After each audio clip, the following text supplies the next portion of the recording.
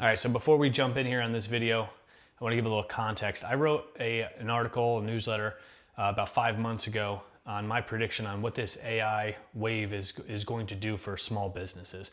Everything always starts at the top with corporations and it trickles down to smaller and smaller businesses, even the mom and pops. So we're going to be forced to adapt for efficiency's sake and for profit margin's sake.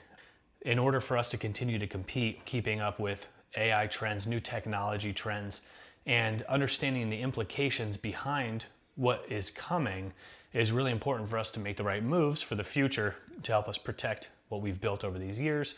And so that article and that newsletter that I wrote, it wasn't necessarily about technology specifically.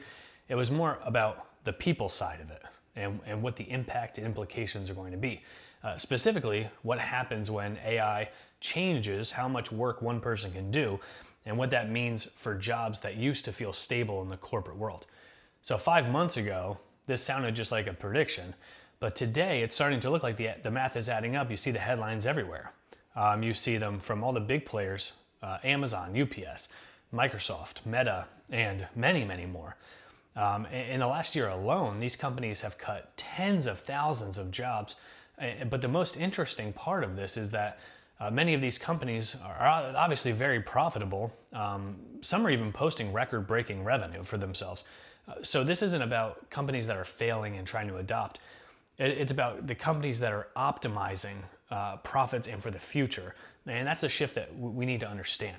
So how does technology adoption actually happen? Technology never hits all at one time. It moves in stages. Every major technology shift in history followed the same or a very similar pattern. First, we have companies that experiment. They integrate it, they restructure around it. We've seen this before with computers. They showed up in offices. They didn't replace people overnight. At first, they just helped with typing in spreadsheets. Then one person ended up being able to do the work of 3 people with computers. And so eventually, entire departments just disappeared. And the same thing happened with email in a similar fashion. The same thing happened with accounting software. That was a big one. And the same thing happened with factory automation. So you can see there's different levels to how this affects the middle-class jobs. And today, AI is no different.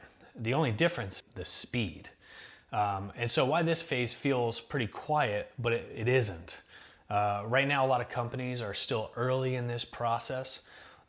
They're letting employees use the AI tools. They're messing around with it. They're testing workflows and they're measuring output based on what's going on in their business. This is the assisting phase. It feels helpful and in some ways it feels harmless, But behind the scenes, companies are watching those numbers like hawks.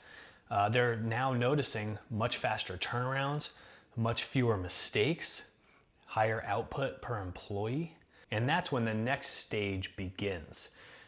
So how do jobs actually disappear? Well, AI doesn't just walk into office and just start firing people, but what it does do is it increases output. One person can now do the work that used to take 2, 3, 5, 10 people. So at first AI helps, it assists, emails, reporting, schedules, analysis. Then it speeds up, and what used to take days or weeks now takes hours and sometimes even minutes. And eventually management looks at the numbers and they ask a simple question: why are we paying 3 people when one person with AI can do this? That's when the jobs don't get replaced, they get removed entirely. It's not because the worker failed, it's because the role now became optional to the business. And optional roles will never survive, no matter how well the business is doing. And why the middle class gets hit first is because it doesn't hit everyone at once. It always hits the middle class first. Any major change economically always goes that way. It's the coordinators, the analysts, the operations managers, people whose jobs exist to maintain business complexity. So AI reduces complexity. So when complexity goes down, the need for those roles shrink. These were good, skilled, middle-class jobs, the kind that people thought were really safe. The market doesn't want more people who can build AI. It wants fewer people who can do more and produce with AI. And so then you ask, well, where do those people who have been replaced or displaced, where do they go next? And so what happens is the most capable middle-class workers, they get pushed out, but most of them don't just sit still. They don't just all go back to school. They don't start online businesses, most of them. They look for cash flow, and they look for cash flow fast.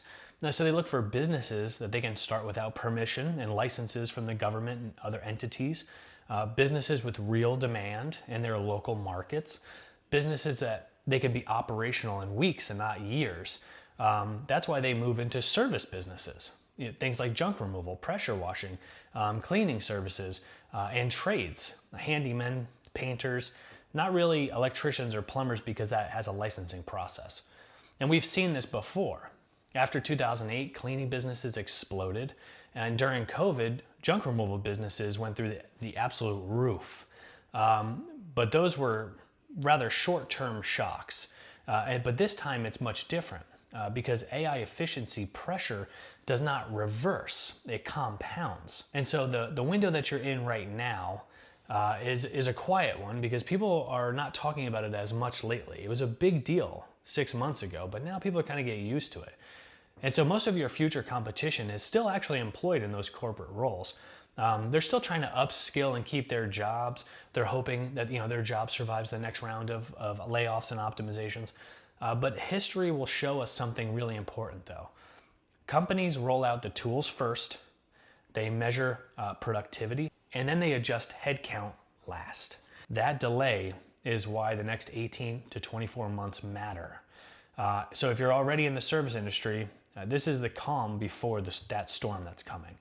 And once the market floods with smart, motivated people who need income, you're going to be hard-pressed to be building an advantage.